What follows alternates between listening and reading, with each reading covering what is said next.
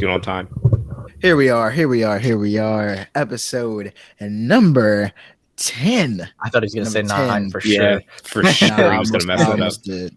I almost did. It's been 2 weeks. Okay. Anyway, episode 10 of the TurnDown podcast. Story, This is yeah. your boy. Wow. This is crazy. Kendrick Yeah. Bowser, Miles Malone, Tim Hey. Edwards. All right. Bang, bang, bang. Here we go. We are here and we are talking about good television right now. Good because television. Invincible. Invincible. This show. Oh my God. I mean, first off, for those that don't know, Amazon is on Netflix's ass right now. Oh, Mhm. yeah. They are In terms of approaching originals, oh my goodness.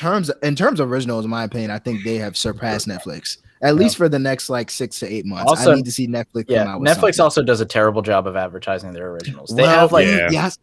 they have Yasuke. good.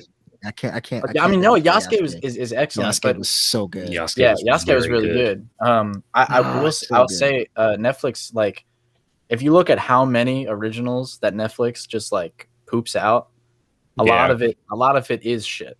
Yeah, it's duds. They have a lot of duds. But like they're good ones, and like famous ones are really good.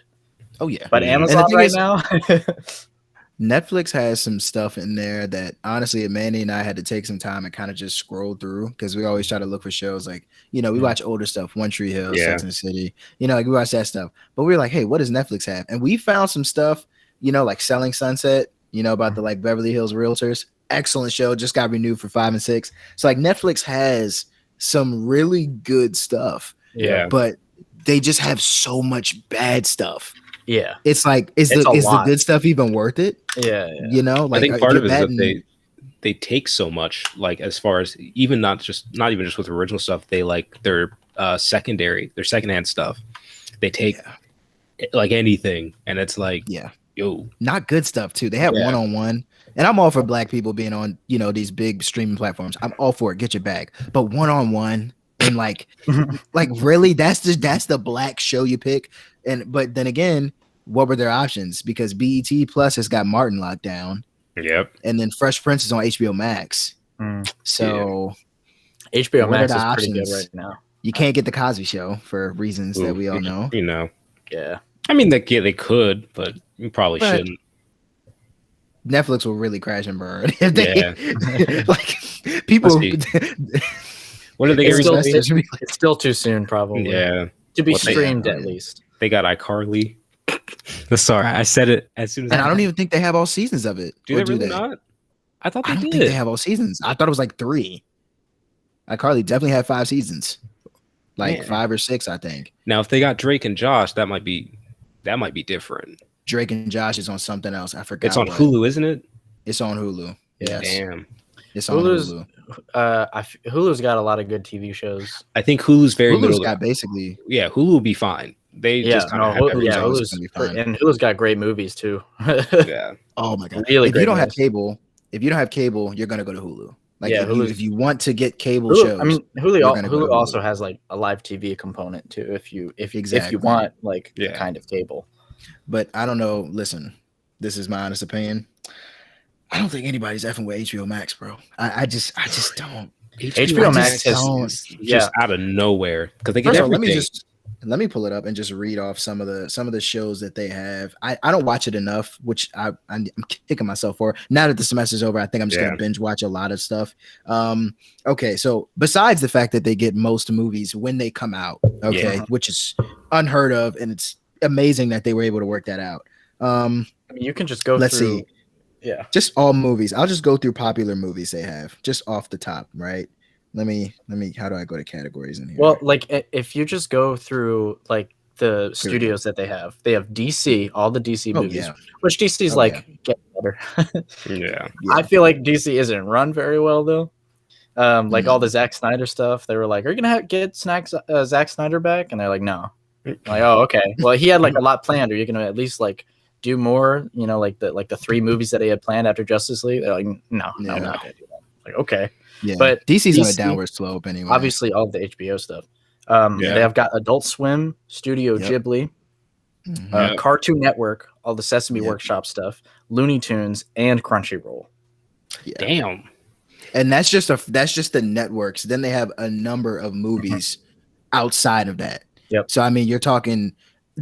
I remember scrolling through their movies, and I think it's a good streaming service when you're scrolling through the movies and you're like, damn, that's good. You're just like add list, add And you're list. just add like list, add list. adding. Like I can go through HBO Max right now and add 20 movies that I haven't already added, and then there'll be 150 more. So it's the one thing where I know when I decided to start paying for it, it was expensive compared to anything else. I was like, damn, this is. But it's kind of not worth cheap. it. It's worth it. It's HBO Max 1000% worth it. It's worth it. I will say that. Yeah, because the amount of money that you would spend to either A, see the movies that you're gonna see on HBO Max, or B, try to pay or rent the movies that they have would easily surpass like 300, 400, 500 bucks because they have so much. I'm trying to think of which streaming platforms that I pay for myself and which ones are like part of my parents' thing, because I will definitely Netflix, be using. I don't pay for. Netflix is it's a family thing. HBO Max, I think, is a family thing. I think I pay for my Hulu because it's tied with my Spotify, and my Disney Plus. I provide Disney Plus for my family. I forgot about Disney Plus. Disney Plus finally put Disney XD shows on there. Yeah, and then my Prime Video, because it's connected to my Student Prime account. So Student Prime, yep, same. Yeah, Manny and I pay for Hulu. Thanks for texting me and reminding me. Anyway, I used to pay for Hulu by myself. The only reason we joined was because we got HBO Max through Hulu. So then it was a combined thing. Yep, because Hulu was doing a special. So I no longer have. It's weird though, because I think I still have Hulu through. Yes, because my mom uses my Hulu that I have for my student on Spotify. So I still have the Spotify Hulu. But yeah, man, just I don't know. I'm in awe. I'm still kind of shocked that Netflix is even around. Sometimes I look at it, I'm like, these guys really underachieve, but they get that one thing, like You, for example. Oh my God, when they get something when that next season comes out. Yeah. And whether it's your bread and butter or not, Stranger Things. True. I mean, I love Stranger Things. Yeah, I couldn't get into it, but I mean, hey, like it's literally their biggest. I think you can arguably say it's their biggest show. It's probably their biggest right now. Yeah. And like every now and again, they'll have a movie that does really well. Like Malcolm and Marie did pretty well. Yeah, I actually went back and watched that. Yeah. The second time through, I actually didn't like it that much. The second time through, soundtrack stellar. Always. 100%. Not going to talk about the soundtrack. Soundtrack was excellent. However, I am just, and this might be an unpopular opinion, please. I'm just not really too big of a fan of Zendaya in a serious role. Serious role. I like Zendaya in general. I think she's had good roles. I think she's done like Spider-Man. I love her in Spider-Man. I just don't know how much because I watched some. I tried to watch Euphoria. I watched about 3 episodes. It's just, and it won shouts to her. She won awards. Coming from somebody who is around that age range and was in high school and experienced it, it's fake. And a lot of the stuff in there, unless maybe you're in California, maybe California high schools are a totally different ballpark. Again, we grew up in Maryland, so like it's a different atmosphere. They could go out to get lunch, like in some schools, like near their school, and like leave, and we actually used to be able to do that at Old Mill before we, got our Pride period taken away every year. Yeah, it just got worse. It got worse. But I don't know how much of a fan I am, and I have certain actors and actresses I'm like that with. Like I'll love you in a certain thing, or I'll love you in a certain genre, and then once you get into something else, it's just like I can't believe you just said that about my wife. Ridiculous, honestly. I'm sorry. You know who's way better? They've done more serious roles, but they're way better in comedic roles. Is Ryan Gosling. Oh, for a second, I thought you were about to say Steve Carell because we were going to have to debate because I think Steve is better in his serious roles. I think Steve Carell is really, really good in his serious and he's had some legendary. You know what? I also think that Jim Carrey's serious roles are really good too. And Harry Truman Show. Ooh. Truman Show. Yeah, Truman Show is like a great middle between. But I mean, the most serious is Eternal Sunshine of the Spotless Mind. Yeah, I still need to watch I still need to watch the rest of that. I got like halfway through. It's really good. It's depressing. And I think that Will Ferrell is also pretty good. Will Ferrell's better in his comedic roles, but I think he's still pretty good as a serious actor. Anyway, Ryan Gosling is so good as a comedic People need to actor. put some respect on his name. I think he's also a great like serious actor too. But I just saw The Place him. Beyond the Pines. Are you kidding me? Now, not a lot of people have seen this movie, but Drive is such a good movie. I still gotta watch it. You told me to watch it like a month and the soundtrack ago. is excellent. It's a great movie. That one's really intense. But I just watched The Nice Guys with him and Russell Crowe. Yeah, that movie's hilarious, dude, and he's so good. He's so good in a comedic role. And La La Land was excellent. He's good in musicals. Like the guys, people forgot he was on Mickey Mouse Club. Like, La La Land. You know what? Hey, it gets a lot of hate. I don't know why. I enjoyed it. Like I thought it was, I thought it had some bad parts. Don't get me wrong. It wasn't excellent. I don't know if I need a white guy telling me I need to appreciate jazz. I think that was the part that was that was terrible. That's one of the bad parts. I feel like we were talking about that's the plot, though. I like the plot is a love story. The plot is the love story, and then the jazz, and then her we identify so much with the jazz part that the same thing with like Whiplash. I feel like Whiplash isn't really even like Whiplash is kind of about the music, but it's more about like just him as a person, and the like fucking teacher from hell. Right.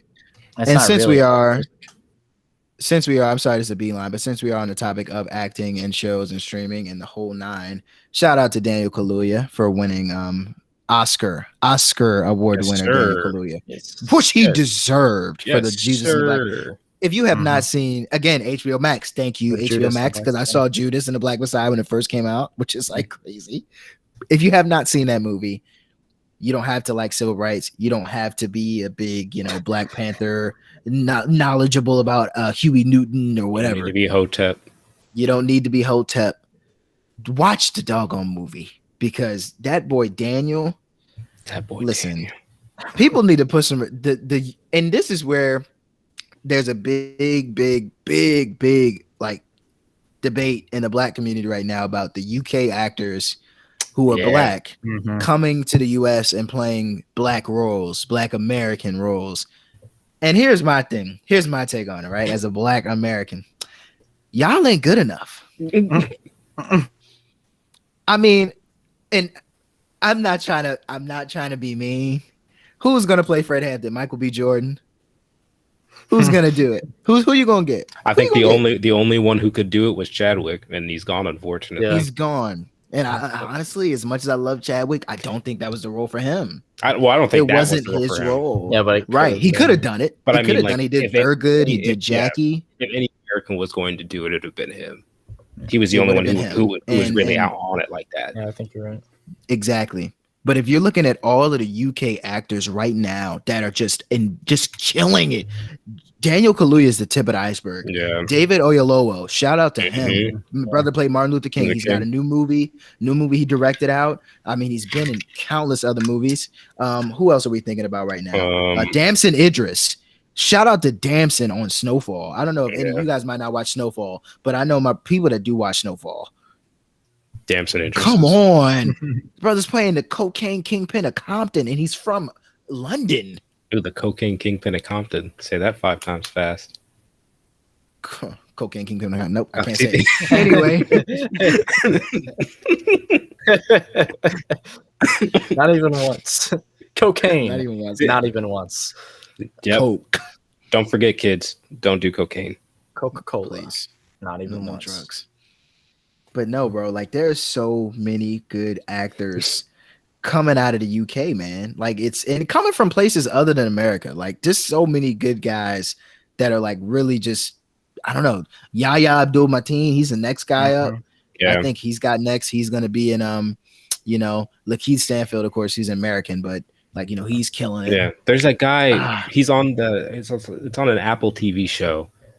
Oh my god, I'm trying to remember the actor's name.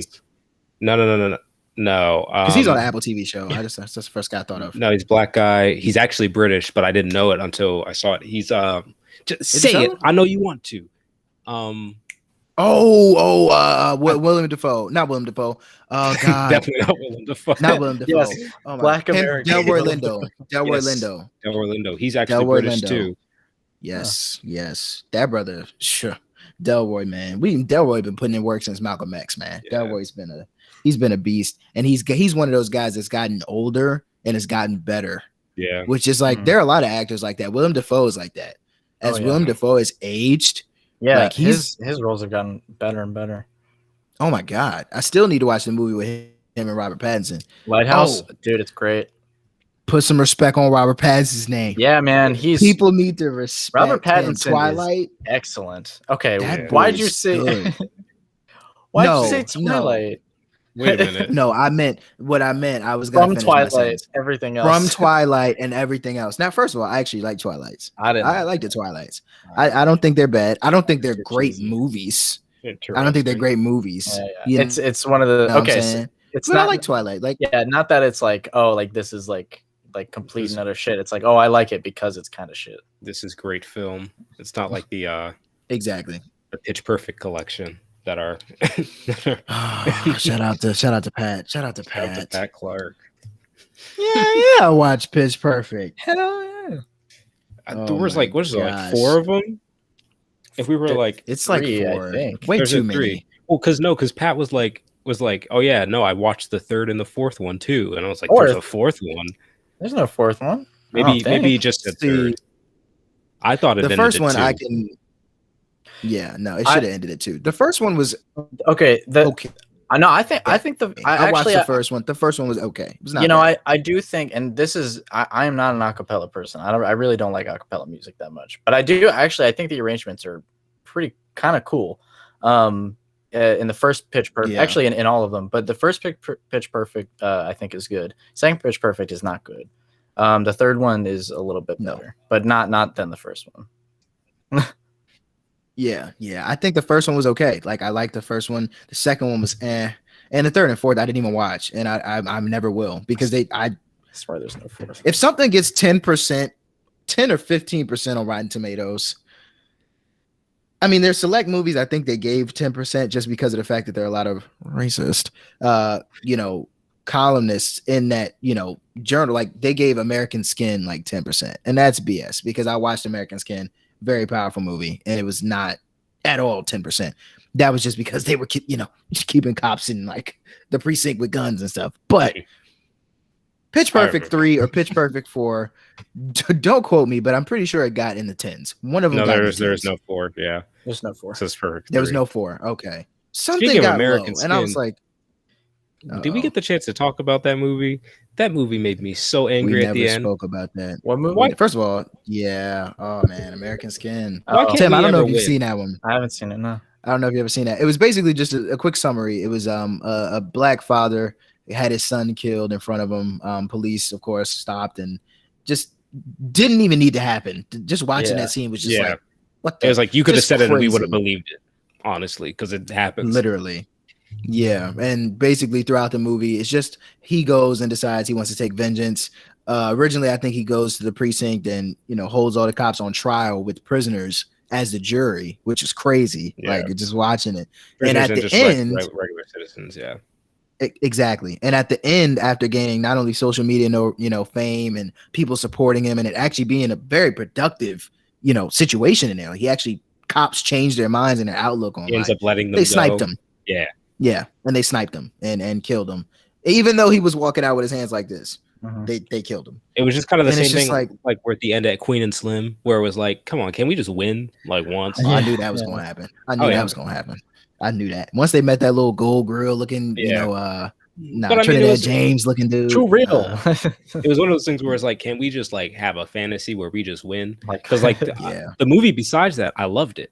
I loved it. I think I think it's the mindset of saying, everyone, look, this is what real life is like. But it's like I think everyone knows already. How about we put the energy out in the universe that we want to happen? I don't like the regurgitation of black trauma. I don't like that. I'm getting tired of it. Like they made that whole movie Them or whatever that showed Them on Amazon, which is a ripoff of Us. It's a ripoff of Us, and it's a show, which is like I'm not gonna watch it. I personally don't think it's something I want to watch. It's just the regurgitation. There's like a consistent. Actually, my parents said they started watching that, so that's actually based off of like Compton. like real life. Yeah, and what Compton Yeah. was. Yeah. My parents say it's actually pretty good, but it's just like I am a similar boat to you where I'm like, can we like just have like fantasies? Yeah. Like, let's actually give the next generation of Black people or the current generation of Black people images of Black people being successful or, you know, getting to actually get justice for what's wrong, you know? Like stuff like, why can't we have a Black Princess Bride? Like, so, or something like that, Oh, where it's man. like has that cultural impact where it's like, but not for Black Ella Enchanted, you know? Like, like something that's happy. But that's like, but as long as it's not like a remake of no, it, not a remake, and but not to say like, oh, they can't be Black, but it's like get our original own story, characters. please, like original story. But like, why can't we have something like that? Why is it always look at this film? And I think, also I think my parents did something very interesting to me after watching American Skin, was that I was like, I don't think that movie was meant for us, as in Black people to watch. That was meant for white people to watch. Yeah, that have conversations. And I was like, but it was kind of thing of like, which white person's going to voluntarily go out and watch that? Even I haven't seen it yet. Yeah, you know, it's one of those things where gonna watch that. So it's like because the movie is one, when it was released for the I think it was the Cannes film festival, or however you pronounce that city in France. And the reviews were awful, but all the reviews were white men who were like, well, this is just unrealistic. And I'm like, they are not the ones who should be reviewing that movie. So of course, when the movie comes out, it already has bad ratings. Wait, first of all, so is Harry Potter. What? And you guys gave those all of those movies, even though some of them were garbage. And I love Harry Potter. So but that's different. That's fantasy. You know what I'm saying? Like they were just fantasy. I know, but nobody's gonna actually go into a police precinct and hold cops hostage. Exactly. You know what I'm saying? That's fantasy. But that's what they were sitting there like, well, you know, like, well, the whole premise and well, we're tired of this and we're tired of that. I'm like, this is not meant for you to judge on what, like, yeah, we're tired of getting shot. So my God. It was just And the thing about that also is that all of the people I feel like that are making these Black, not all of them, but a good majority I've noticed are white. Mm-hmm. They're white filmmakers, or they're white executive producers, or white directors. I'm like, this don't sit right with me. Like, now you're painting a picture of Black trauma, or like in the show Them, like Watts and Compton, and how it used to be white and Black people invaded, and you know, now we're these aliens to white people, and you guys are painting this picture. Like, at least let it be us telling our stories of trauma. I still wouldn't like it, right? Like Tyler Perry, no offense, can just go jump off of something. Well, I'm so tired of seeing a Madea movie. As much power as Tyler Perry has in the film industry, like, people don't realize Tyler Perry's a monopoly. He owns like a sizable portion of Atlanta. Literally. Like George Lucas, not on that level. Steven Spielberg is above, but Steven Spielberg also, I don't think, wants as much control as Tyler does in the way that he does his films. Like Steven Spielberg, without Steven, there's no J.J. Abrams. Like he brought someone under him and said, you know what? You're excellent. Let me give you a chance to shine. Tyler doesn't really do that. And it's sad when you have that much power. Like, there are so many writers in Atlanta right now, and what they'll do is they'll come up to the writers and say, you know, on Twitter or whatever, and be like, how are you guys in Atlanta without a job? Like, how are you guys not getting jobs? And it's like, because of the world. Yeah, exactly. Where literally Tyler Perry where he advertises like, hey, we got these film studios, like, come out, we're giving to Black creators. No, you're not. You're letting them submit ideas.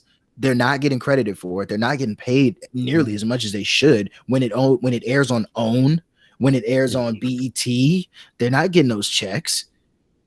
And so these creators now, who are supposed to, you're a Black man who's in a position to give back with as much money as you made. Tyler Perry's made so much freaking money, dude. That's the thing. I think he's a billionaire now. I'm pretty sure. He's a billionaire now, like off of Madea and Lincoln Center and all these, you know, all of this money you've made, and you got Black writers here that are getting gypped and getting 25% of what they're supposed to get when they pitch you the idea for your new stupid show with bad wigs on BT. Like, or a Fall from I don't Grace. Appreciate it, bro. A Netflix special. Let's talk about A Fall from Grace for a second. Tim, I think you should watch A Fall from Grace just to laugh. Next time, I would be so. We gotta watch that together. This Friday, yes. We gotta watch Friday. We're watching A Fall from Grace. We gotta watch. I have never seen a high top with no fade. The thing is, First of all, the fact that brother turned around and got in Mortal Kombat upsets me. How? How did he get in Mortal Kombat? Hey man, it was a fall from grace. They were. The thing is, like, the actors. Oh, this balls. is a serious. This is a serious movie. Yes, I'm so surprised. serious. And so, serious. the fact that you're laughing means that I'm definitely gonna laugh from this movie because no, it's so serious. The actor's bald, and there was no reason character-wise for him to not be bald. Like for him to not, for him to have hair. Oh no! Are you seeing the picture? That wig. Are you seeing the picture? I'm watching the trailer. Yeah, that's not good. Nah. Oh no! It's worse when you watch the movie. It's worse when you watch the movie. They filmed that in like 2 days. Yes. Like they filmed that in 2 days.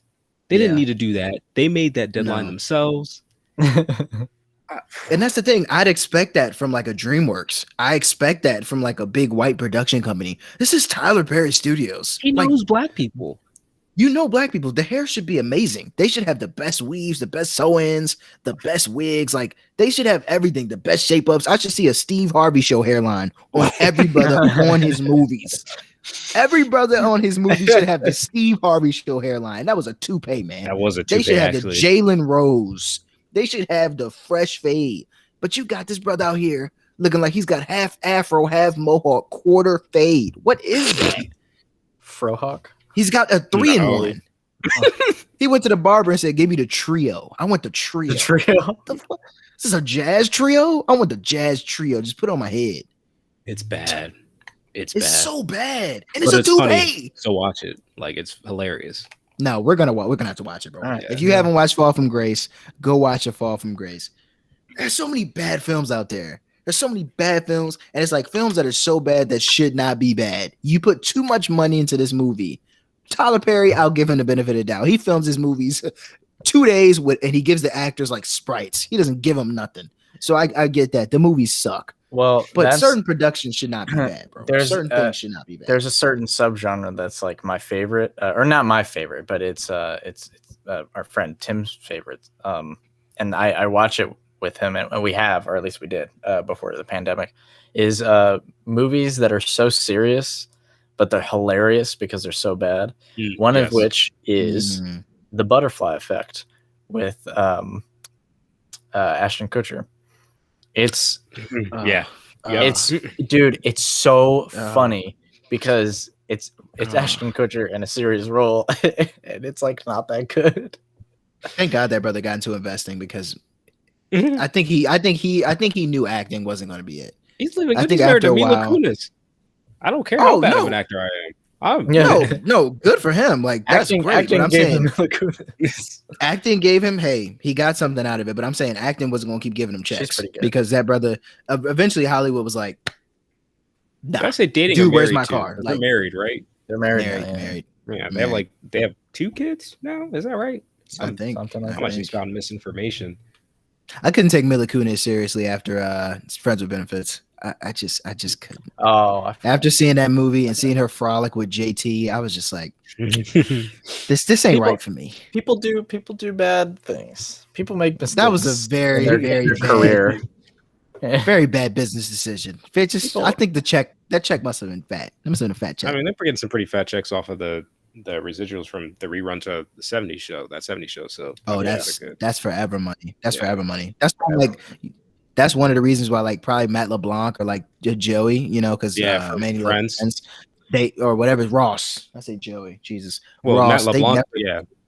Matt LeBlanc. His name was Joey on the show, right? Yeah. Yeah. Okay, so I'm not confusing. Like I don't like Friends. I don't watch it, but like I know the characters. David Schwimmer was Ross. David Schwimmer. They never need to work. I almost said shawarma, like shawarma. Yeah, and they just did a reunion. They just did a Friends reunion. Yeah. So you know, I will say though, more. I do like Lisa Kudrow though.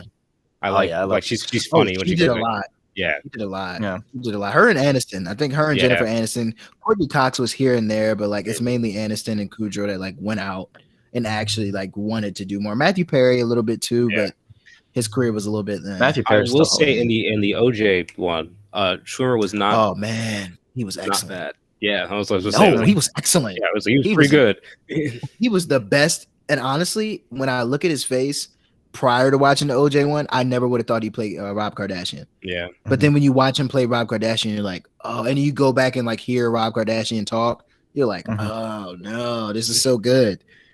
This is so good. Who knew Cuba Gooding would make a great OJ? Who knew? And then those apparently those videos of him in the club came out. Yeah. Cuba, not OJ, I mean. Yeah. We can't get sued by OJ. We can't get sued by OJ. Not after no, last first of all, time. I don't think OJ is going to seek litigation. I don't think he's going to seek legal action. Who knows? First of all, I think OJ is pressing us. Did we already say that we had OJ? I think we had him on. We have him on our list. That was last episode, I think. Oh yeah. We're talking about his Ford Bronco and how he definitely did it. Yeah, he definitely did.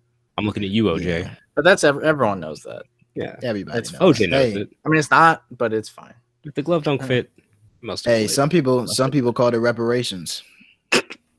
I would like to return that, please. Wow. I would like actual reparations, maybe. Wow. I think OJ getting off doesn't really help. My uncle told me a story where he was this is what OJ was back in the 90s. I think he was in high school and or like junior high or early high school, and he was in class and they listened to the OJ verdict in class.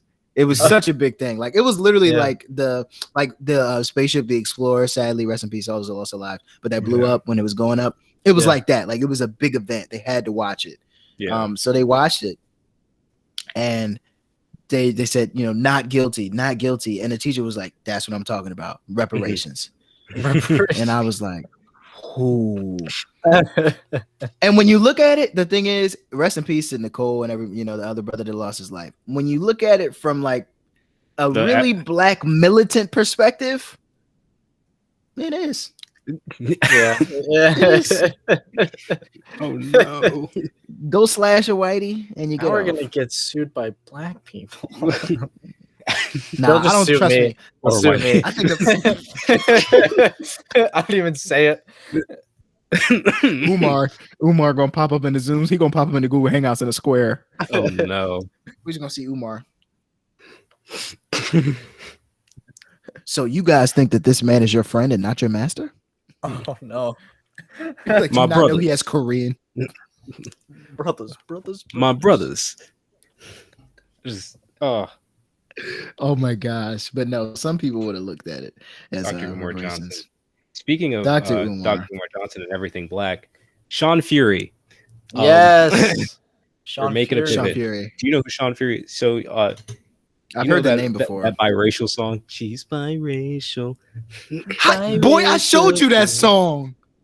Did you? That's where I saw it before. I showed you that song. Well, that's Sean Fury. Freddie Gibbs. Yeah, so he has a whole album. That song comes from an album called Ladies of Color. Yeah. So this past week has just been... Actually, he's got 8 albums, 78 songs across all of them. Yeah. Oh yeah, Sean he is so this past week of doing like biracial girl. I'm doing in finals. A biracial world, Latina,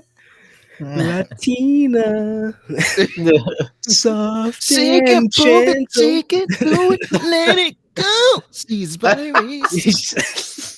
That's the funny part is that's exactly how he sings in the note. Yeah, so he's spot on with that. Why were they tugging the girl? They were tugging her. Yeah, she was like this in the video.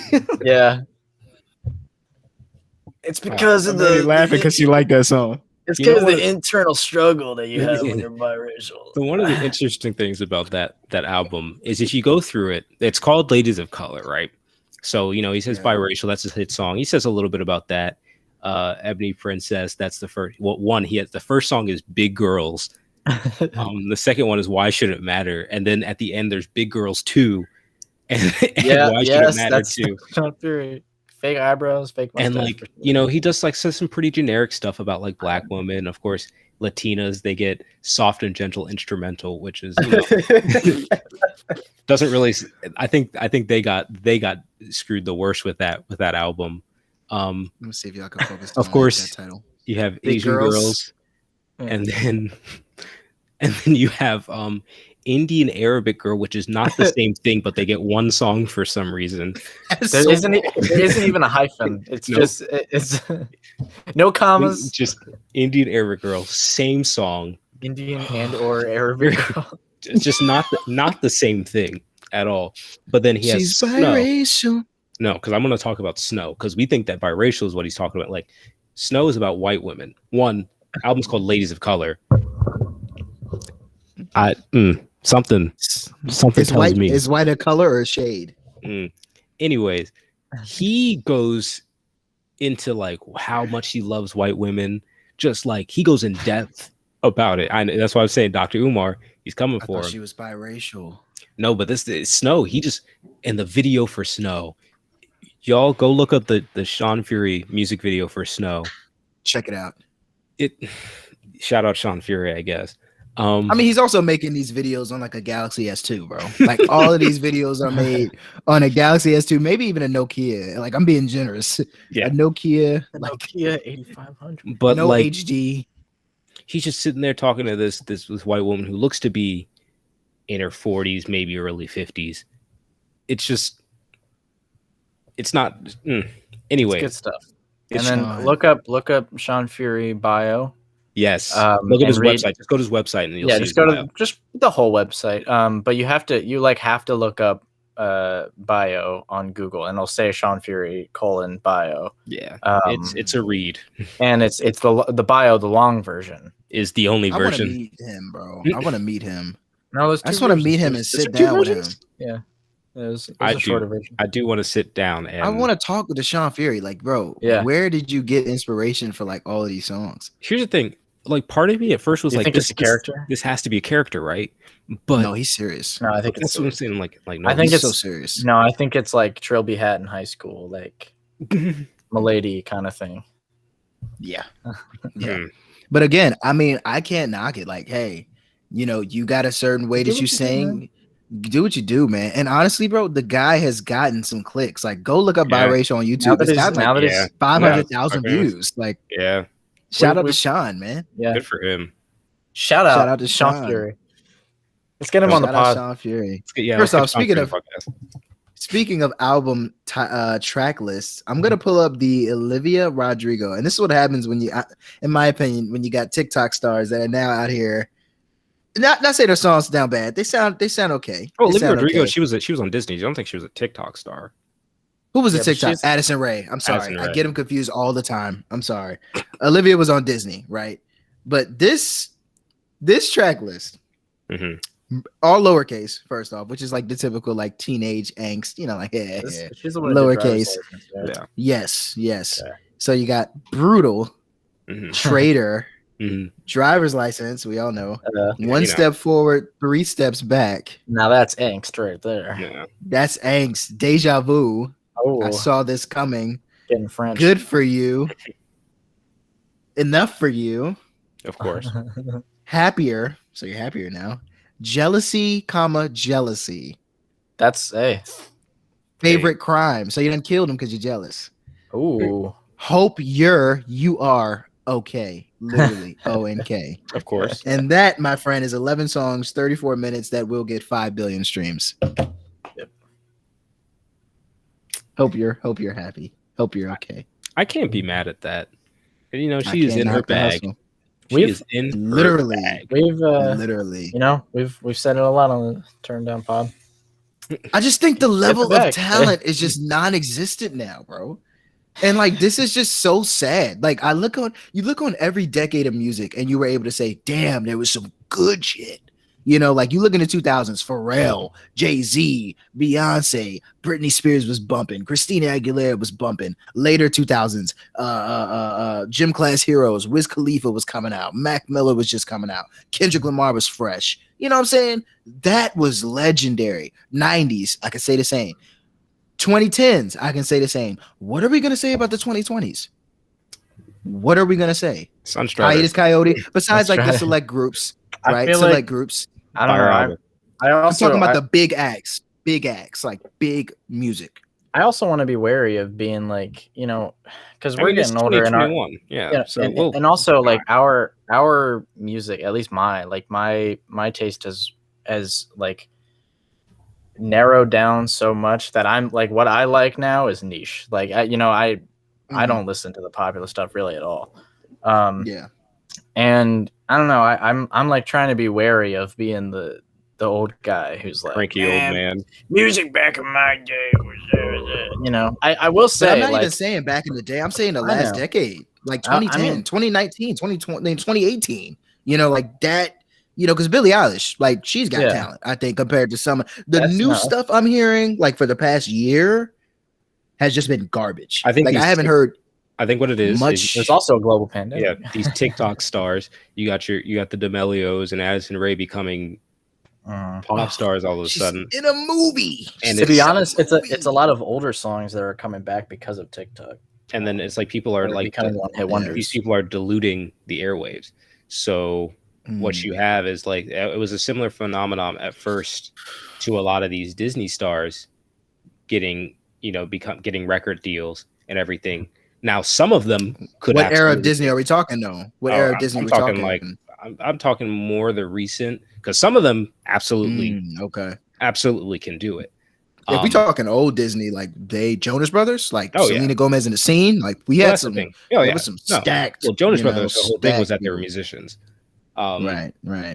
So that I can understand, but I think a lot of like these more recent ones are like, you need to calm down. Like, there's no reason.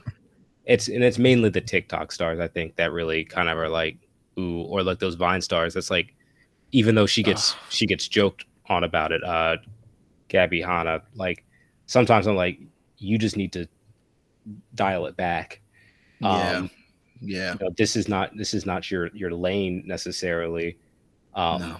And that's okay. You don't have to do everything. You can be artistic. Gabby, isn't she like in her 30s? I think so. Because she was on Vine, right? She when it first came out. Popular on Vine when it first came out. Whoa. Sometimes you just gotta drop it, bro. God damn. Yeah. She been at it for like what, 10 years, bro? Like, and that's the thing, like like she can absolutely like still be a content creator and do all that stuff, and it's like, but there is no reason that she needs to be getting a record deal when there are other people who dedicate time to this craft. Yeah. And I think that's where the issue lies. Is a lot of people are getting it, whereas like you have the TikTok stars that are getting record deals. Yeah. Like, where did they singer? It's like I'm with you, like thing.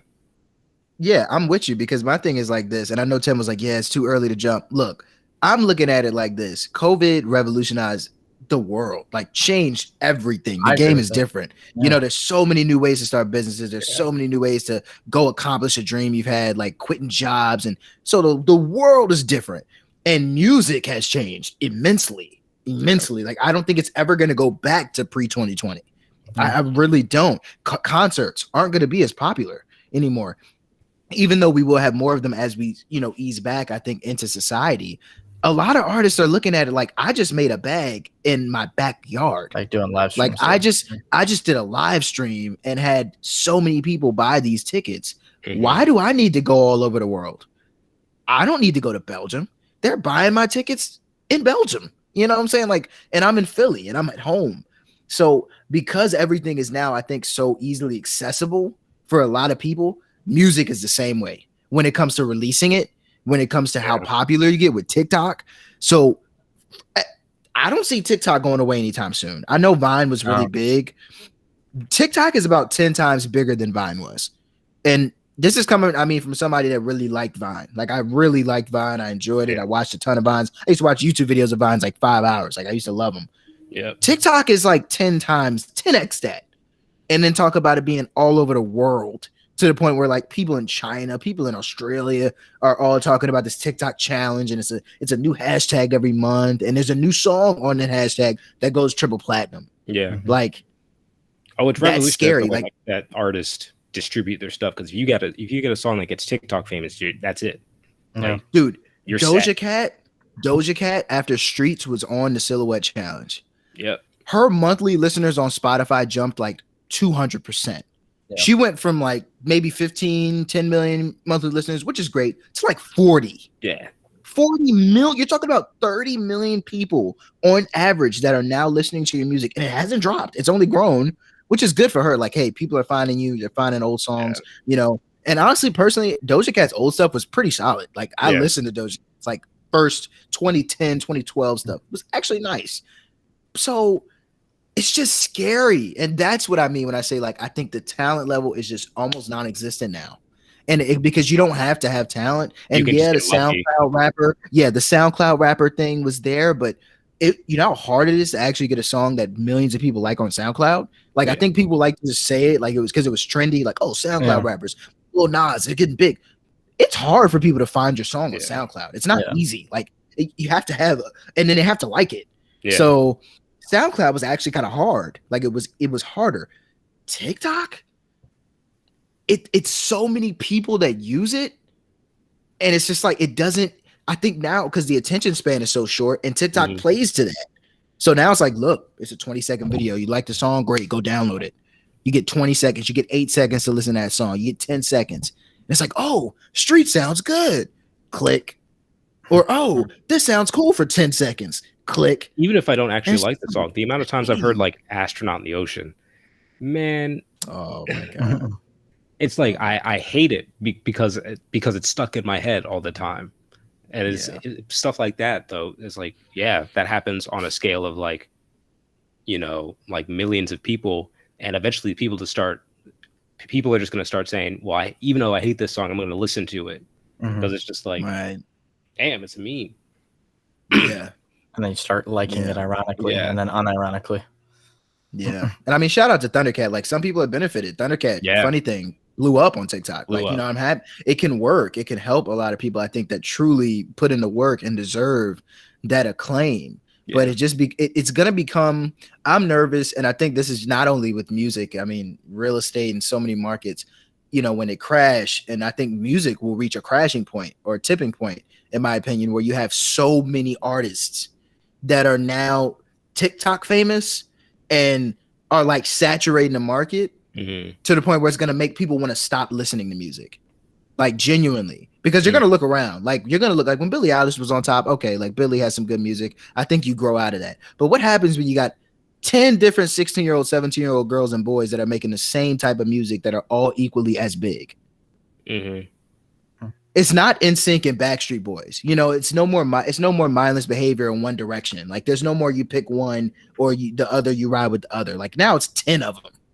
So it's oversaturated, and no one's really gonna care anymore. It seems like, oh, they're all there, you know, making the same music. Like, well, I think then what happens generally is that then the sound changes.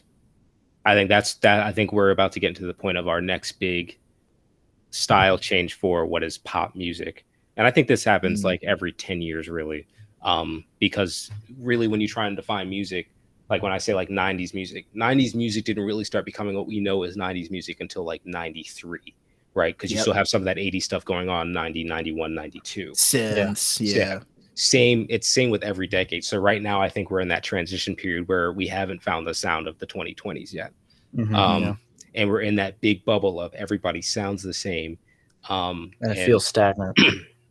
So in a few years, however that happens, the sound is going to change, and we're going to have our 2020s music. And then those people either have to adapt or they fade off. And most of them fade off.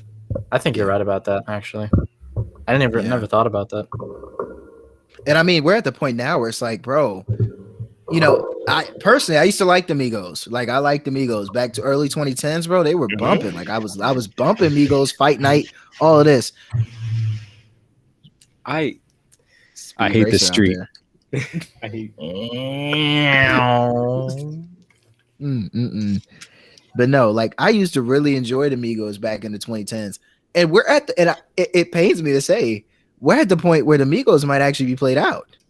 Yeah, I haven't thought about. And I'm Migos. Like, no, I haven't thought about Migos, and I can't believe that. A couple of years, like, honestly. Yeah, but like, in general, like, they might actually be played out. They're about to drop Culture 3, their third Culture album, which I listened to the first two. You know, the last one came out in high school. I was bumping it. They might actually be getting played out. And I don't know if that makes me feel old, Because now the new generation, like 16, 15, they're not listening to Migos. No, that's like not what they're on at their homecomings and their proms. They're listening to Polo G and Rich the Kid and you really do sound like an old man. I do, but like, bro, I don't. I'm 20. I think I've heard of Rich the Kid, but I haven't heard of Polo G. Let me listen. Let me actually know. I'm an old man now, and we're only like. We can only play like up to 30 seconds if you're gonna play it over your thing. Gonna be 20. No, I'm not gonna play any music. I'm not gonna play any music. I'm gonna go. What's the rap radar? Rap caviar.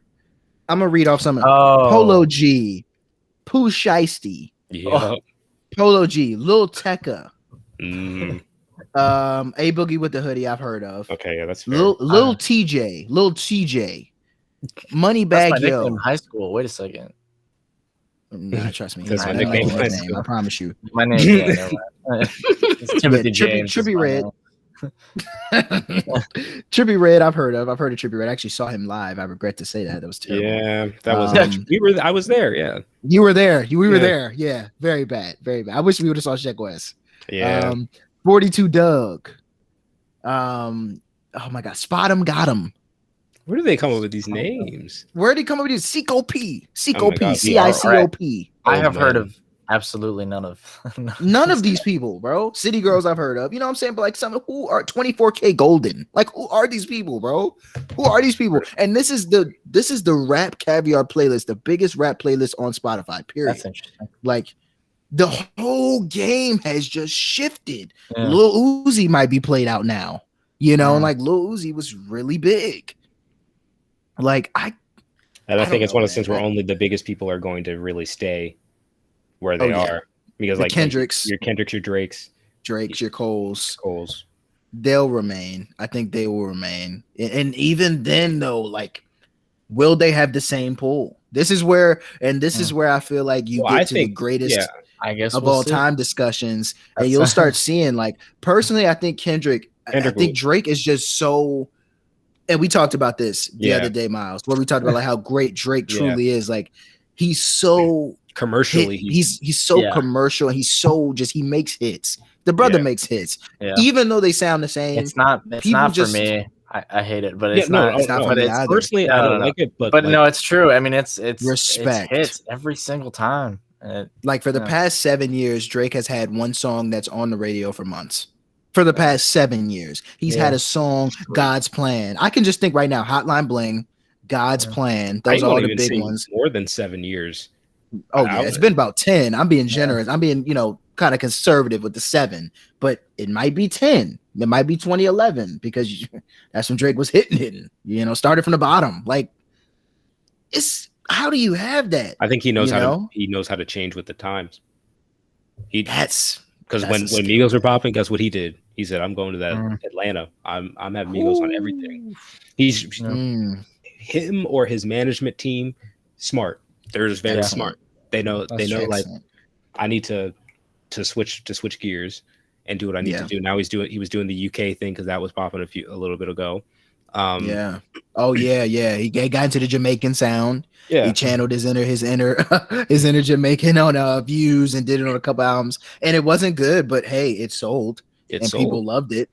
And I appreciate also, I think I like whenever a musician pulls from a certain culture. I will say about Drake, I do respect that he does put on artists from that culture. That's true. No one can say Drake does not go out. He got gigs. Gigs got so many sales, so much, like he got so much more. He was well known after working with Drake, and he had him perform with him at Glastonbury, perform with him at all these festivals. So Drake puts on artists from the culture. WizKid, he had WizKid do a lot of stuff with him. He's worked with who's the Nigerian brother that's really big now. Dreads, he's got dreads. He wears glasses a lot. Did some with Georgia Smith. The Be Honest song with Georgia Smith. He's a big Nigerian rapper. You know what I'm talking about.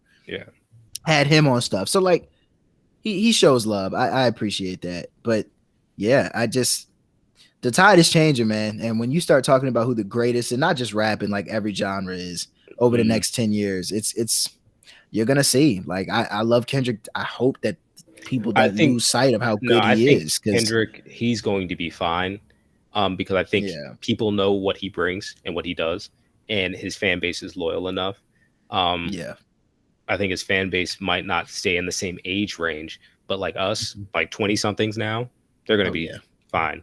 I think it's a similar thing with Cole, maybe not to the same magnitude, but I think it's still a similar thing where they'll be fine. I don't think it's going to be an issue. And that's why I think I don't know if you touched on this on the podcast earlier, but about like musicianship and when it comes to making music and, you know, getting to a point of notoriety. Like if I had to pick between a Billie Eilish status or a Drake status or a status of somebody like a Freddie Gibbs, I'm picking Freddie Gibbs every day.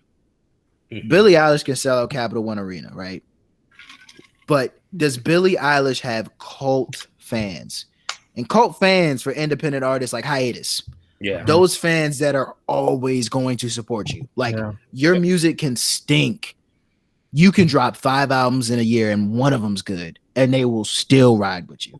You know, like that, I think as a musician, having that core fan base is way bigger than selling a bunch of tickets. Because also the bigger that you go, the more you got to pay.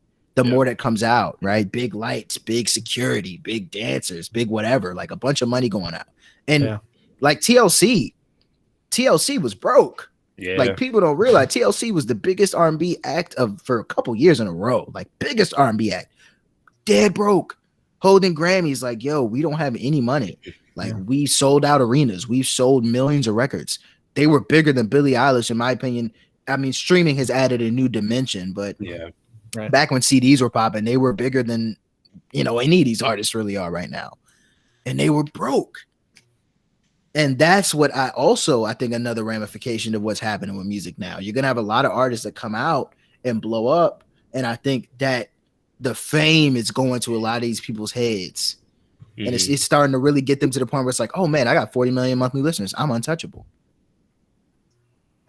What happens when the music isn't popular anymore? That's what I'm saying. I think it's also not. I think it's not just the music is not popular anymore. I think it's also because of the way that the internet is and streaming, and how fast people can get known, and that so many people are getting known that the pond like it gets fuller and fuller, and so you're not as big of a fish anymore.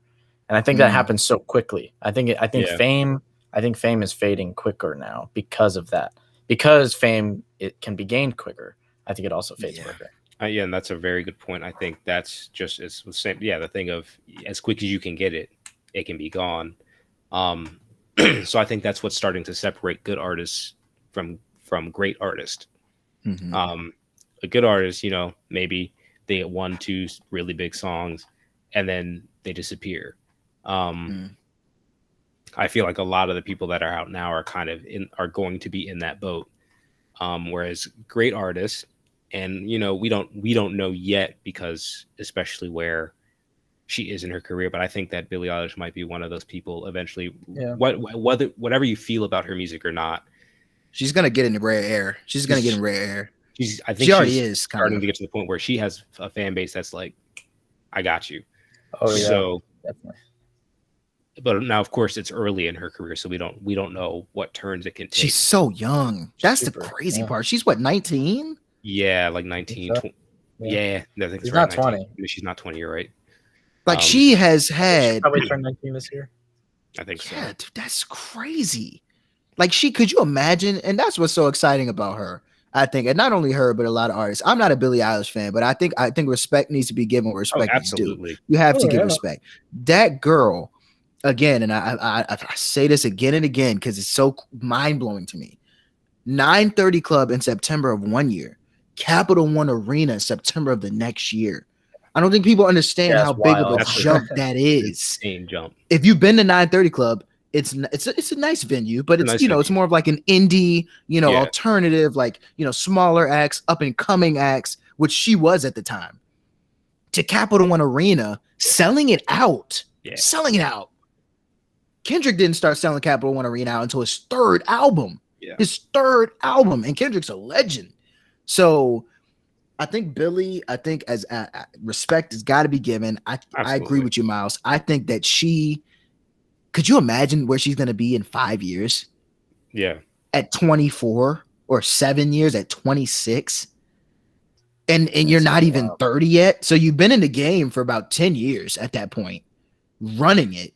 Yep. And you've got about, and she can change her sound when you have those fans that are with you. Yeah. I was gonna say her sound's for sure gonna change because she's probably gonna do more collaborations. Well, probably she's definitely gonna do more collaborations, and then that'll change her sound. Yeah. Yeah. And as she matures, and grows out of that teen angst, because I can't think of many musicians that we had the chance to see really evolve like that. Mm-hmm. Like over the time. I think Janet Jackson is one that I kind of comes to mind. Like she did full circle, like her entire career. You saw it, like Innocent Girl, Jackson Family, Good Times, Penny, boom, goes up Control, boom, goes up Pleasure Principle, boom, goes up to Would You Mind, and oh my God, Would you mind? And Would you mind? Whoa.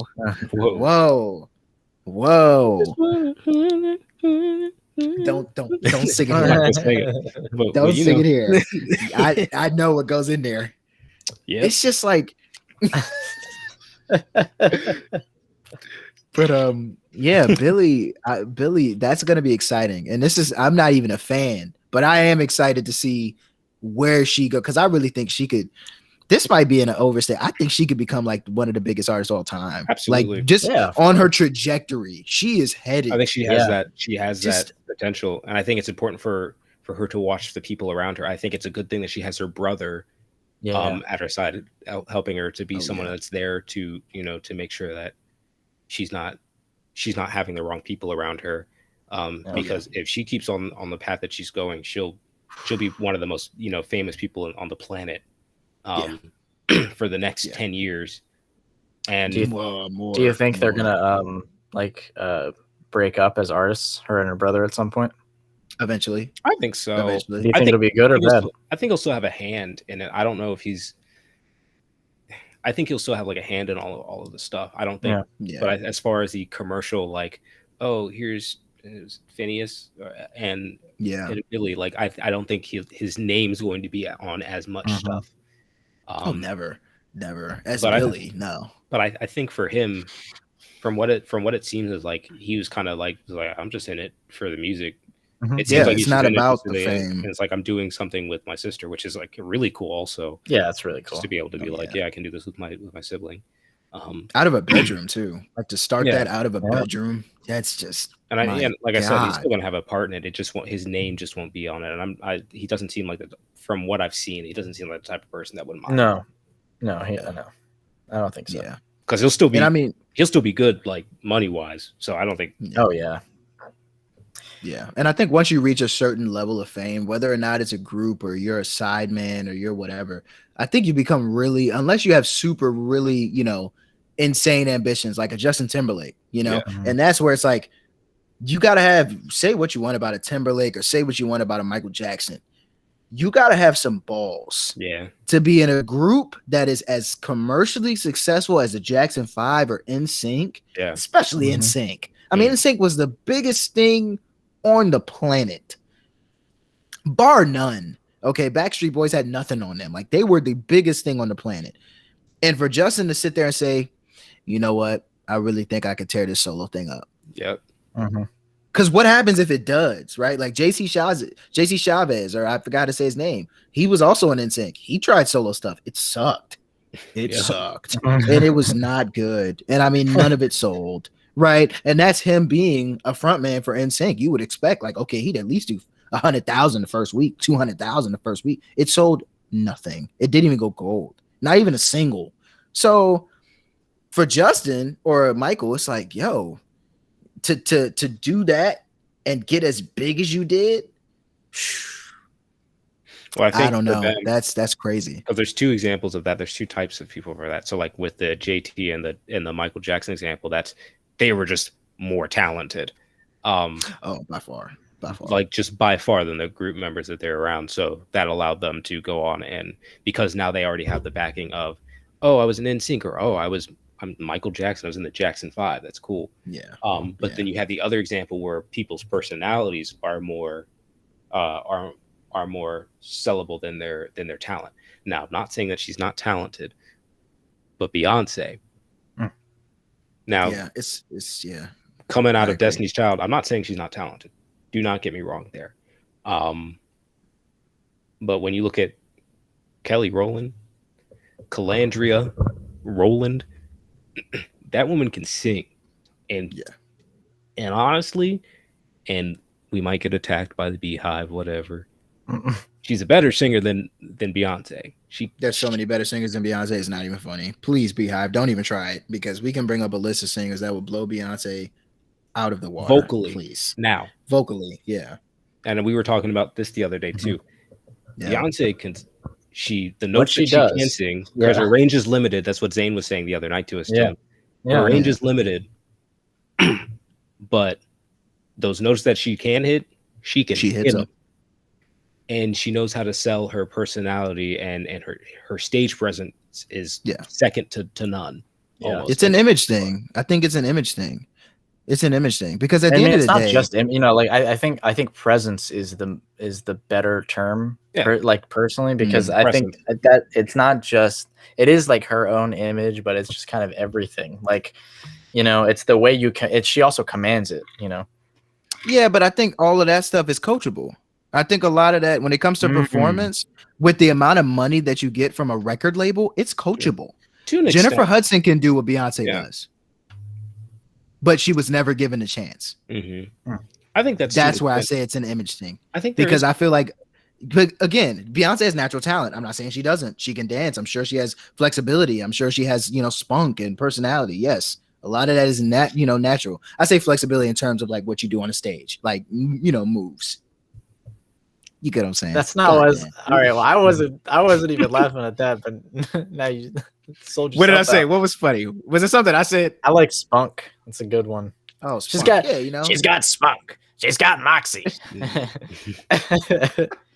That Beyonce. Missing Knowles. Anyway. Sorry. But no, like she, you know, she has some of I think she has natural God-given ability. Yes, I'm not saying that, but I'm saying that physically, from a dancing standpoint, from a Jennifer Hudson commands the hell out of a stage. Yeah. You know, and Estelle commands the hell out of a stage. You know, and Jill Scott and you know, I'm trying to think about other people that might not have the look. Well, that's right? Now we're going to a colorism conversation. Yeah. Whoa. I'm not trying to go there. You know, but I'm just saying it might go there. That's kind of the lightest. That's part of it.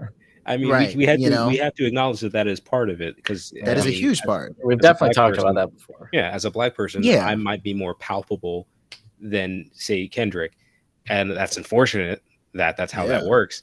But that also does play into it. But I think it's also important to note there is a certain, while it is coachable, there is a certain talent for stage presence. I think yes, you can coach it, but some people are naturally born with that ability to command a stage. And I think Beyonce is born with that. Yeah. And you know who else is born with that also, and I mean, not saying she should get the shine of Beyonce at all, because she's nowhere near that level, but doesn't get nearly as much shine as her counterparts. Normani. Miles Malone. Oh, sorry. You said Normani. Yes, Normani, that's true. No, Normani. Yeah. Normani dances her butt off. Normani can sing pretty well. Yeah. Was already racially profiled in Fifth Harmony, left Fifth Harmony, goes out and calls herself a pop star, which she is when you listen to her music. It's freaking pop. It's not R&B. Fuck, they Camila label Cabello. it All my homies say Camila Cabello. Yeah. God. I'm saying Nana, boo, nana, whatever. Nana, these nuts. That sucks, man. This music sucks. Anyway, we're gonna get sued by Camila Cabello. I hope we do. Because I really hope we don't. Well, actually, no, that might be some attention to the podcast. Her and Sabrina Claudio, both of y'all.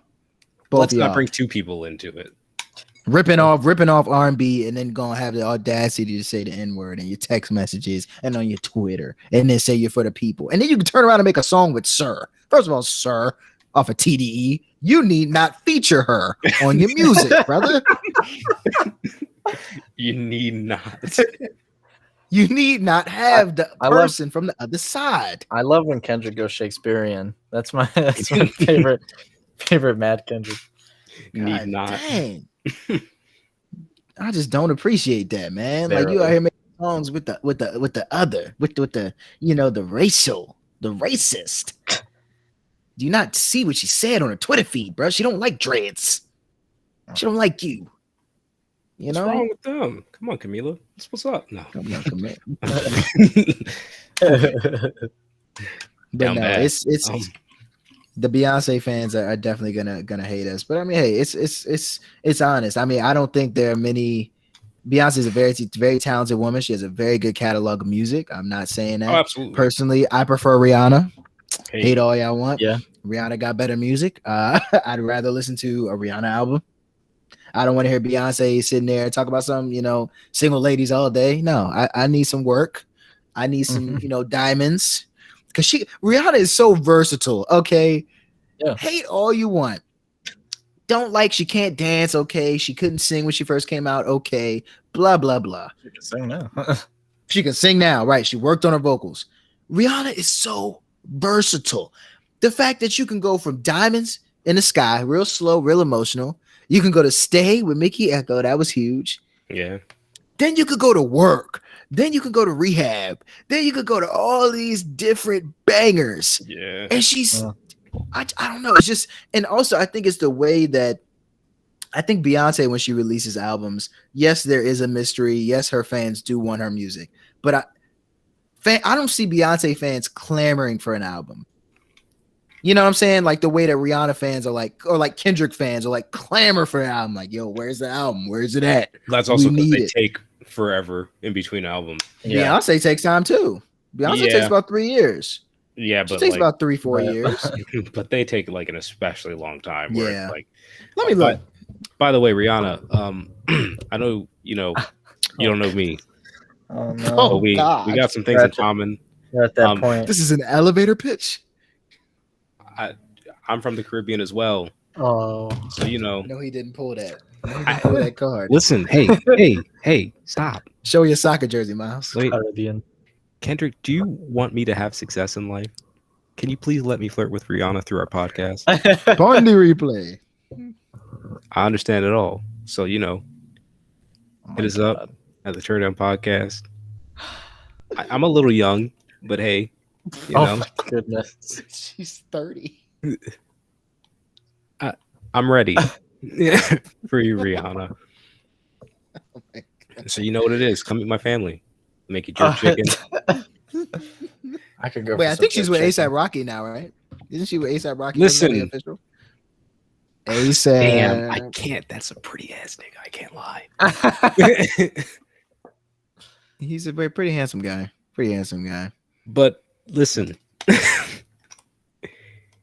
Hey, beauty's in the eye of the beholder. Okay? He'll never. It's not for everybody. He'll never love you as hard as I will. As hard? Yeah. Oh, whoa. Anyway, I think it's reaching a certain point. No, I'm just saying. I'm just saying. Like that's fair. I'm a pretty well-rounded person. I think you are. I dress well. Yeah. I'm not dressing in Fenty yet. Hey, you need a model? Hey. All right. Hey. I wanna address. I'm intelligent. Oh no, he's still going. Tim, what do you want to address? Oh Lord. Tim? Kendrick, you're every time you go on Instagram story now, I expect you to say, let's see D'Angelo do this. The hate you have for D'Angelo. It's just always. No, I know you don't hate D'Angelo. It's just hate. so funny because I feel like every time now you're like, D'Angelo ain't doing this. Yeah. Ever since that poll, ever since the Maxwell and D'Angelo. Because the only reason I did that was because Maxwell got so much hate. And I was like, wait a second. First of all, I like Maxwell more. Is that hate in the DMs or is that just in the poll? Yeah. Hate in the DMs, not the poll. The poll, I'm not going to hate on people's opinions. Okay, people's yeah. Opinions so I don't understand how you can hate Maxwell. I mean, people disrespecting him. Like, hey, he's not on D'Angelo's level. You're crazy. I'm like, hey, if you're talking about as an artist, you need to realize that Maxwell not only sings, he composes his music. So it's not just him singing or Brown Sugar Babe. No, he's not just doing that. He's composing it. So when you listen to Maxwell, he did everything. And that, at the time that he did it, I think I credit him with more contributions to Neo Soul than I do D'Angelo. it's not, to me, it's not even close because D'Angelo was strictly vocals. Like I can't, and even if you are you're talking about like his compositions. Yeah. I'm talking about all around vocals, compositions. Like, what did he do? Did he, like when you listen to Maxwell and you listen to this woman's work, MTV Unplugged. First of all, he had an MTV Unplugged that went triple platinum or like double platinum. Okay, he had the best MTV Unplugged of all time. Stamped that. And I love Kurt Cobain. I love what he did in like his last performance. That was sad. If you haven't watched that, go watch Kurt Cobain's MTV Unplugged. That was it was like you almost. This is a sidebar. It's like you knew he was gonna pass away. Mm-hmm. If I couldn't imagine being alive, my mom told me she actually watched it, like when it happened, and everyone was talking. They were like, "Yo, this guy's gonna be gone. Like he's not gonna be here," which is sad. But hey, but no, Maxwell's MTV Unplugged. Oh my god, it's like Whitney Houston singing the Star Spangled Banner. It's like one of those things that's just like. And I just later on D'Angelo, I like with which one is it? Black Messiah. I think he started composing a lot more of his stuff. I mean, because like he did and then he did that one. I think he did some of the music for Red Dead 2. Yeah.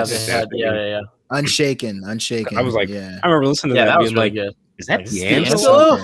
Everyone was doing it because I was riding the horse. Yeah, riding the horse. You're like, is it fucking D'Angelo? Wait a second. They got D'Angelo. That was crazy. That was crazy. So so I mean, I will give you that with Maxwell, like making his own compositions and things like that. I mean, if you just take like what like their songs, just what they put out, I generally like D'Angelo like songs more. But that's the thing. People haven't even listened to Maxwell. Maxwell's voice is amazing. Yeah, no, I prefer Maxwell's voice. Maxwell's voice, yes. But people haven't even fully listened to Maxwell. Like people need to go listen to Urban Hang Suite, go listen to Black Summer's Night. Like listen to those albums and then come back to me. Because everyone listens, like you can't just automatically say, oh yeah, Maxwell's not on his level. Oh yeah. No, like listen to the albums. Because I'm an album guy. Like I don't compare songs. I understand that D'Angelo has more commercial hits than Maxwell. I'm not even going to try to debate that. That's obvious. He literally made a video with like 6-packs and like on MTV. Like, yeah, he's going to blow up. He blew up. And he was working with Jay Dilla. Like, I get that. However, when it comes to albums, bodies of work, Maxwell's are just, to me, they're just seamless. I think D'Angelo had hits, but I'm not listening to a D'Angelo album front to back and I'm like, you know what? That's like classic. I don't think D'Angelo has like a classic album. I don't think he has a classic album. He has classic songs. I go classic album, and so I think I don't even think like Voodoo was a classic album. Are you sure? Really? I'm like, let me look at the track list now. Let me make sure I'm not tripping. That's Brown Sugar was on there, right? Brown Sugar was not on. Was actually not on Voodoo. I don't. Wait, maybe. Devil's Pie, Left and Right with Redman and Method Man. The Line is fire. Send It On is fire. Chicken Grease was okay. Spanish Joint is fire. Untitled, How Does It Feel? Everybody knows that. That's fire. I Feel Like Making Love. Feel Like Making Love was good. It was good. But again, it's like I've heard that so many times. And it's like I heard that before D'Angelo. So like it's D'Angelo wasn't the first one to come on talking about something I Feel Like Making Love. Ozzy, but you can go listen to that. Yeah, I mean that's true. You also prefer underdogs when you're looking at polls, especially. Typically. But no, when I look at Maxwell, I'm thinking music. I'm thinking like that album, like Urban Hang Suite. Urban Hang Suite. I'm gonna pull that up. I'm not gonna play it because of course the quality might not be that good. We also don't. But Urban Hang Suite. Yeah, I don't want to get Welcome something. I mean, you got Welcome something Ascension. Don't Ever Wonder Till the Cops Come Knocking. Whenever, Wherever, Whatever. And dude wrote all of that and composed it. Like, and this was in 1996. So this was before D'Angelo. So when D'Angelo was really 95. So like 95. Okay, so they were at the same time. That album was but 95. when Voodoo came out, when I listen to Voodoo, no offense, I hear Maxwell vibes on Voodoo.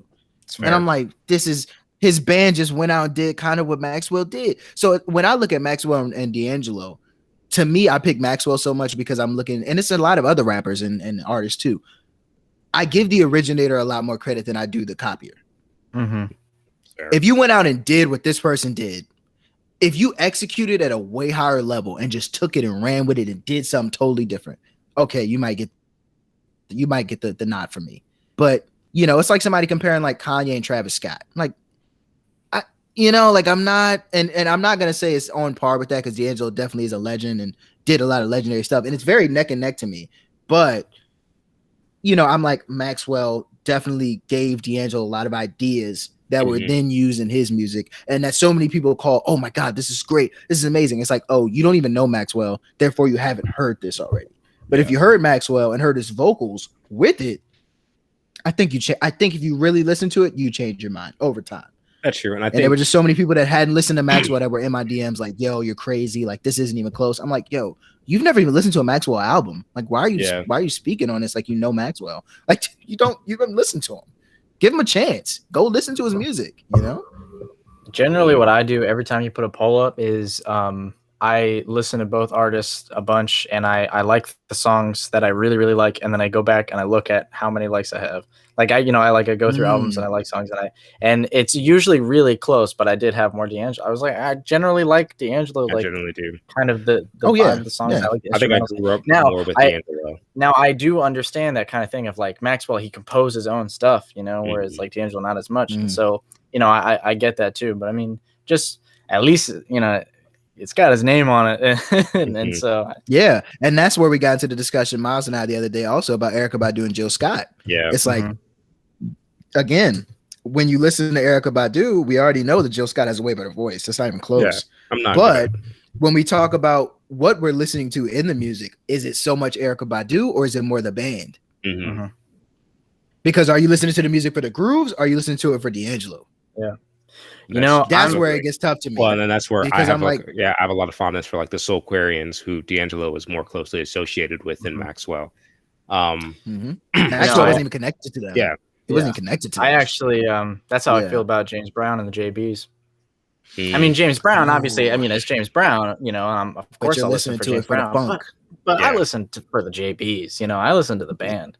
That's what I like it. But I mean. Also, I mean, so like, while I agree with that Jill Scott's voice is better on a technical level, I personally like listening to Erykah Badu's voice more. I think it's a different sound that I really appreciate. Well, also, it's an opinion. It's an opinion. I'm not saying again. You're not saying it's better. You're not saying it's better, right? Let me make sure. No, that's why I prefaced it with Jill Scott's voice is better. I think once you said you like listening, I think I kind of like erased what you prefaced it with. I was like, whoa. Tim just went, no. I get what you mean now. Yeah, but I think the vibe is a lot more mellowed out. Yeah, I like listening to Sade's voice more than I do Mariah Carey. Exactly. By far, it's not even close. So it's stuff like that where now I will get down because of Jill Scott. Do not get me wrong. Yeah, of course. Do not get me wrong. Of course. But personally, I kind of like the more laid back kind of feeling that Erykah Badu gives me. And of course, I like musically, I like what's going on because of course that band is insane. Like all the production work that was going into all of their stuff was just it was. And she had a lot of people. That's the thing about Erykah Badu. She had literally the all-star team on like her first 3-4 albums. Yeah. It was like an all-star team on there. So like everybody, Questlove, Jake Dilla, everybody was coming together to do stuff. Like it was insane. Jill got it out the mud. Like Jill really, and the band in Philly that she was playing with, and Long Beach Island Records, I think that's the name of it, or I might be tripping. The fact that she was I don't know. Have you listened to look again her live album, that version of of course, Love Rain? Which one are you talking about? No, not the live version of Love Rain. There's a live version of A Long Walk. Yes. That they did the go-go thing. Ooh. No, man. And again, I'm such a stickler for bodies of work. I need to see bodies of work. I need to see albums. When I compared Mac Miller and Tyler the Creator, I'm comparing albums. I'm not comparing singles. I'm not comparing hits. Albums and legacy. Those are the two things I look at. Who have you inspired? Who were you inspired by, and how much did you copy them if you were inspired by them? And then also, what are your albums looking like? Like, I think what is the album? Yeah, looking I think like? in the Erykah Jill thing, they're both pretty similar in their body, in like the terms of the amount of like popular albums that they have. I think Erykah's definitely a tad bit more commercial. Yeah, I think she definitely reached a little bit more people. However, and if you're comparing like, you could throw live stuff in there, like Jill blows her out the water. I'd rather watch Jill live. Oh man, Jill live is just amazing. Yeah. And then you talk about that goes back all to of the the stage factors. presence thing. Stage presence. She doesn't dance, and she the entire theater, the hall is just in there. Like everybody, phones away. No phones are out. If your phone's out, you're recording it. You're not texting. You're not on the phone. You're not looking at notification. You're recording that so you can have it for later. Like that.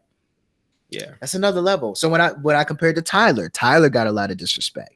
I've had a couple of these polls that have come out where some people have been like, "How could you compare these two?" Like, I'm like, what do you mean? How can I compare these two? Like, everybody I compare, I feel like it may not be your cup of tea. However, don't disrespect what they've done. Like, don't do that. And somebody people like Tyler's not on that level. I'm like, really? No, I think what happened with that poll, honestly, Mac and Tyler are also really different. It's because of Mac. It's because of Mac. It's because Mac has passed, so people are looking at him very fondly, and they're more likely to not discrediting his body of work and saying that's the reason why but I think that definitely gave him the edge, because that was a really difficult one for me to pick, for me personally, I ended up choosing Mac because I was like, well, he's dead. I did Tyler. I picked Tyler too. I picked Tyler. Tyler was my guy. And musically it was very neck and neck for me, but I was just the only reason I picked Mac was because I'm like, well, Mac's gone, so yeah. I look at the again, another big thing, and that's what we talked about with Flower Boy. It's evolution. Yeah, it's like, where have you come from, and where did you start, and what were you going against, to get to where you are musically, for me, get to the popularity. I think Tyler's music is. I think Tyler's so versatile. I think he's so versatile. He's pretty much done he's done so much by now, and his stuff. What I really like about Tyler too is that it's innovative. Like all of it. I mean, so much of his music is like, I've never heard this before. Like, this is like, when you hear it, you're like, I'm like, oh, this is Tyler the Creator. Even just the instrumental too. He's on his way to becoming, and this is not I don't think this is really giving him too much credit. I think he's on his way to becoming a modern day Pharrell. I really do. I think in 10 years time, 15 years time, I hope so. I think he needs to, I think what Tyler needs to do is produce a lot more. I want to hear Tyler produce for more artists. Like, I love Tyler's music, but if Tyler went out and started producing for more people and like making production a more of a, focus, oh my God. Oh my, because that sound is like, it's Tyler. It's no one else. And then like I love that sound. Like, Tyler's brought a lot of artists into the forefront. Steve Lacy as a soloist. No Frank Ocean without him. No Frank Ocean without him. Kali Uchis. I think because she has the other niche of being Hispanic music. So like she can also do that. But I think as far as commercial success, a lot of that came from Flower Boy. Yes. That song put on the map for millions of people. Yeah. Like, not many people knew Kali Uchis. I'm not gonna lie, I didn't even know who she was prior to that song. And I was like, this was what, 2015? Yeah, 2015. I was like, who is this? I was 14, 15. I was like, who is this? And then I looked in Kali, I was like, oh, she's dope. So like, it gives you the chance to say like, hey, that person's great, And it's kind of like, it's a lot of artists, a lot of moments like that I've heard. Like when I listened to Complexion by Kendrick Lamar, and I heard Rhapsody, and I was like, "Ho!" I said, "Who is this?" Well, she just bodied Kendrick on his own track. Yeah. Oh yeah, she's been around. Yeah, but I just didn't know she was one of those. What you gotta say? Y'all ever get these like random scam texts from like bots? Not text or DMs. Every now and then. It's like similar. So like, I just got one. It says like click here. Yeah, well, that's a scam. Yeah. So here's click there, bro. Yeah, I'm not gonna click there because I know it's a scam. It's just Miles, don't click there. This one starts with get a massive hard on in 90 seconds. Enlarge your bedroom game for no fees with the best ED capsule, and then it has the link. I don't know why they think that what's your search history looking like, brother? Because I don't get text like that. It's a text. What do you mean? What does my search history look like? I don't think that's. I don't get no text like that. That's not how that works. I get DMs. I get DMs like that. I do get the DMs like that. Yes, I get all the DMs like that. Hey, come see me. Come help me out with my problem. In quotation marks. I'm like, what the like? Or what it's is like, this? Insert woman's name here. Wanted me to show you this picture. Like. And like, here it is. I thought you'd want to see this before Sunday, and I'm like, what? Yeah, Sunday. The It's Lord's Day? The Lord's Day? You think I'd want to see this now? Please. God forbid. Yeah, but I never click on the links because I know it's human trafficking. That's yeah. good. Or it's always like your wife wanted me to show you this. I'm like, I'm not married. Joke's on you. Joke's on me. Oh my gosh. Nah, man, this is. That reminds me. That reminds me. Applications are still open. It's summer, and I got time. So Tim was actually on a really good thought. So you know what it is. It's a joke Wife applications. too. I put it on my Snap story last night, because I was thinking about good old George W. Bush. I saw that and I was like, Tim put a Snap story up. Yeah. I don't put it often. But it was I was doing like a W impression as we were playing a card board game as a family. And I was thinking about that one time where he said, there's a famous saying in Tennessee. It could be in Texas too, but it's fool me once. And then he forgets. And he goes, shame on you. Fool me. You fool me, can't get fooled again. It was like he was almost there. He was almost there. Oh man. J. Cole used that in the song. It's so funny.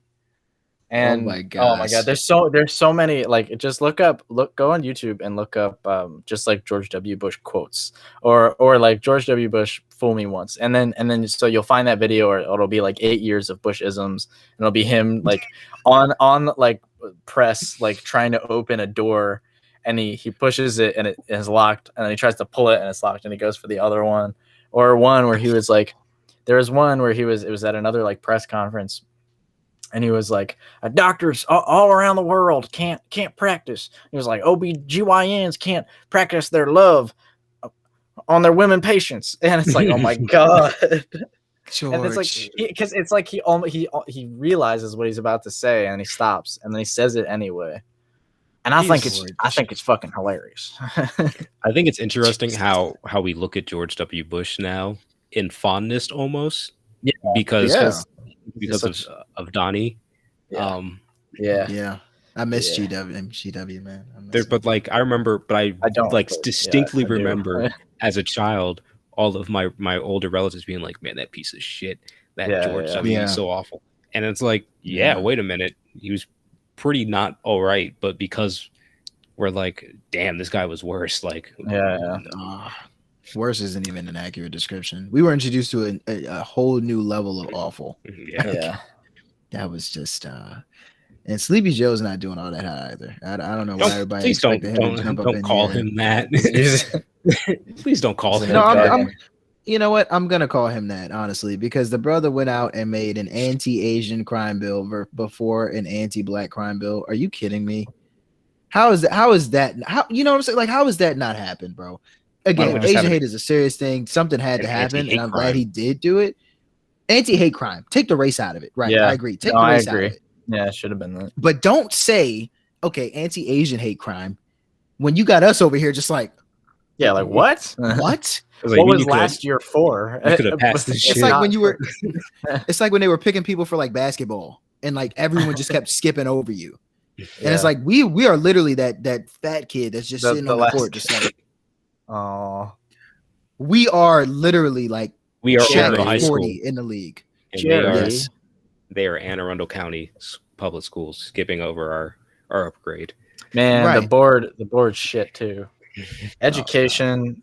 I don't know what's up with education administration. They do not care, and they're showing it, and no one cares that they're showing it. Hey, Crofton High School opens up this fall. Yeah. They already got the sign up.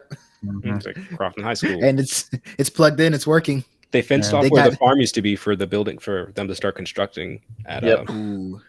So that's cool. And how long ago did they buy the land? The new mill. That was like a few years ago. We were supposed to be in the new building. We were already supposed to originally. Did you see how fast they threw up that Severna Park High School? That's all I need to know. Fuck Severna They threw that school up in a year. They already had a newer school. But we want something new. But we have Something money. about the Give me green. something new. I will pay for it. And it's like, okay, yeah, sure. Are you fucking kidding me? You just got a whole new wing of your school. You got a new football field, and now you're complaining, and they get precedence. That's really cool. And their band had the audacity to suck. Like you had the audacity to not be good because there's all no this money flavor.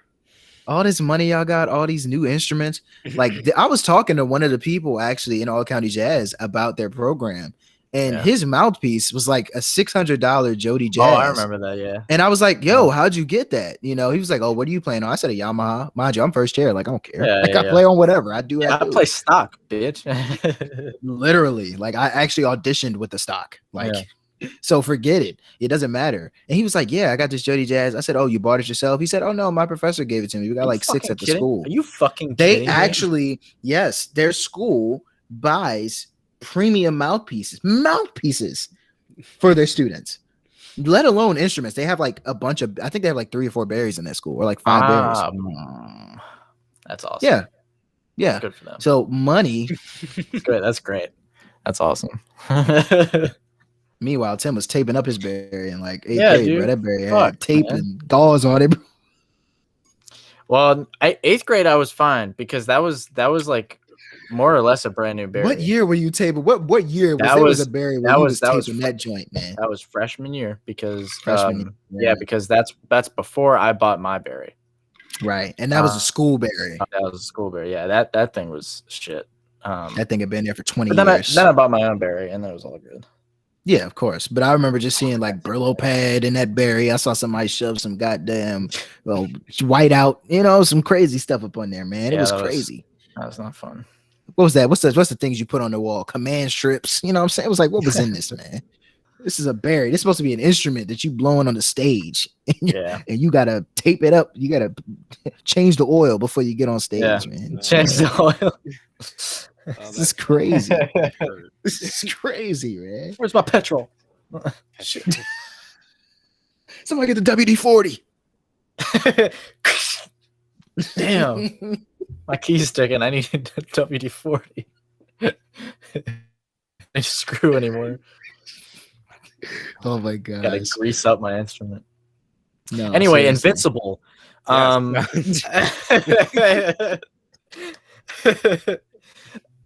This is all one long segue. The real king of segues is not Miles Malone. It's in fact Timothy Edwards. You've been duped this whole time. An hour 45 and back minutes. To Invincible. Segue. Oh my gosh. But no, Invincible, you guys. Man. That fucking show. Amazing. So goddamn good.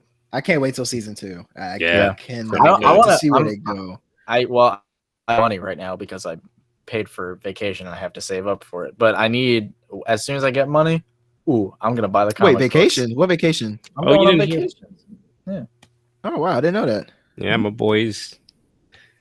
It's going and having a fun, happy relationship. Where is he going? Where you guys going? We're going to Bethany Beach. Oh, when do you guys go? Just you and her? Mm-hmm. Yeah, we're just staying one night, but yeah, it'll be good. And then we'll have 2 days at the beach.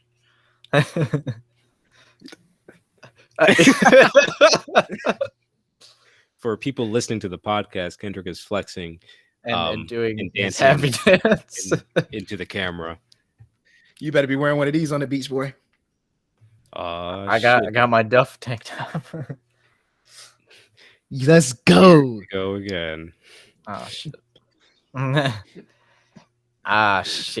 San Andreas.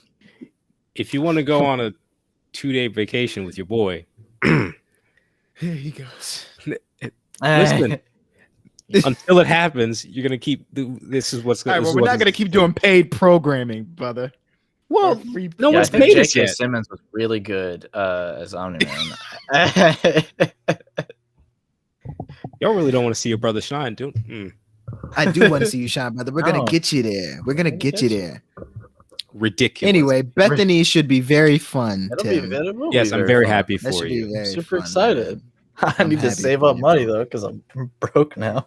But it was too expensive. That's why we're only doing one night. But dang, Airbnb, brother. What happened? What they not? should have done Airbnb, but you didn't do Airbnb? No, we did hotel. But it's our first vacation together, and it's only one night, so Dang, next time, brother, I think Airbnb, because honestly, the quality of Airbnbs, if it's a good one, are better than hotels. Yeah, by far. Like the Airbnb we got in Lancaster, stacked, great bed, great kitchen. I mean, I don't know because I didn't check, but I feel like it's probably harder to get Airbnb around the beach. It'll still be less money far in advance, than hotel, but yeah. Even if you book it now, it'll be depending on what hotel. Because Bethany Beach, from what I remember, Miles, remember when we went out? Yeah, I thought that was Dewey. Those hotels, Dewey and Bethany. I mean, Dewey. They're about the same. They're both more expensive than Ocean Shitty. So, and yes, I said that right. H2O. But Ocean City is cheap, and that's why it's cheap. Is because it's cheap for a reason. It's for high school. It's cheap if you want to share a bed. And that's like if you want to share a twin bed in a sticky room with your boy. It reeks of just reproduction. It just smells so bad up in there, bro. It really specifically reproduction. It was cleaner to not shower for like the 2 days we were there. Like that's how we didn't shower. We didn't shower, and we were outside. We were sweating. We were walking the boardwalk. We just didn't shower. I think at some point you got to bucket up because it was that bathroom was not so stinky. The chair literally is sitting straight up, so I couldn't even sleep in the chair. We got to share that twin bed. Oh my god! I mean, it's a memory now. Oh, it's tell that to my kids, you know what I'm saying? But that's just sad that we had to do you'll tell your 5-year-olds it reeked of reproduction, guys. Let me tell you. All right, I'll leave that part out. What's reproduction? Well, I feel like Kendrick would tell him straight up. I know, yeah, of course he would. Yeah, I'm not holding my tongue. I think at a certain age, I think it's right. I'm gonna try to avoid it. No, I mean, you're not gonna don't tell them a lie. Yeah, but I will be. You don't want them going into school being like my daddy said, excuse me, Mr. Bowser. My daddy said he grew me off his shoulder, and that's why we look alike. Your son punched somebody in the face because of a yo mama joke? No. Congratulations, boy. You want a McFlurry? Like, so is there no discipline in your household? Are you paying my rent? No. No, ma'am. Okay, then keep teaching these kids. Thank you. And the next time somebody makes a yo mama joke, it's gonna be about yo mama. Joe? Don't do it. Mama. Don't stop. Joe? Tim. What happened? Tim, you better stop before I get Candace. Joe? Candace? Who is Candace? I'm off. I got him. Don't worry. Y'all sharing inside jokes now, bro? No, it's Joe. Joe Mama. Oh.